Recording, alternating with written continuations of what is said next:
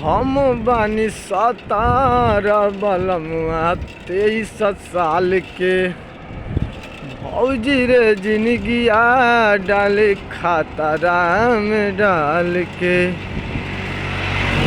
हम बानी 17 बलमुआ 23 साल के।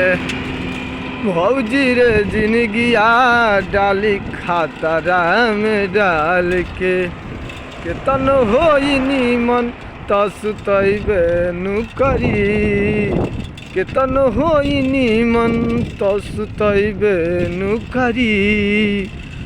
एतना फराक बाऊ मरिया में पियावा तसुतैबे नु करी।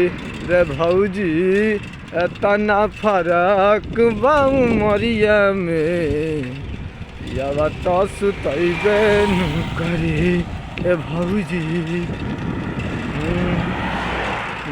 लागी गईले उनाही से रोगरे। लागी गईले उनाही से रोगरे।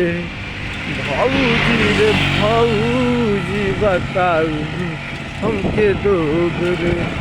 केतन होई हमारा तब बतैबे नु करी।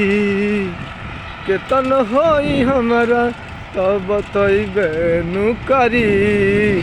अतना फराक बाऊ मरिया में पियावा मोर सुतैबे नु करी।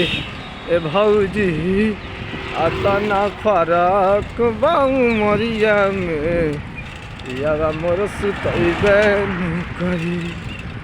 हम बानी 17 बलमुआ 23 साल के।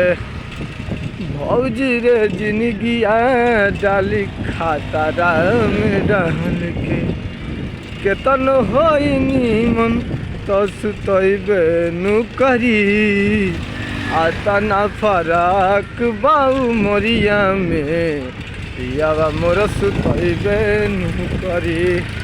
ए भौजी अतना फराक बाऊ मोरिया में पियावा मोर सुतैबे नु करी।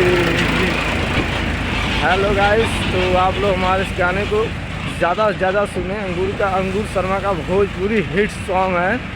तो हमने सुबह का गाना आज शूट किया हूँ, थोड़ा सा मूड में चला था तो ये गीत मैंने गा दिया। 2 कड़ी का है और इसको आप लोग ज़्यादा से ज़्यादा प्यार आशीर्वाद बनाएं इस गाने पे और लाइक में शेयर बसा दें इस गाने पे, क्योंकि भोजपुरी सॉन्ग है, बहुत ही अच्छा प्यारा सॉन्ग है।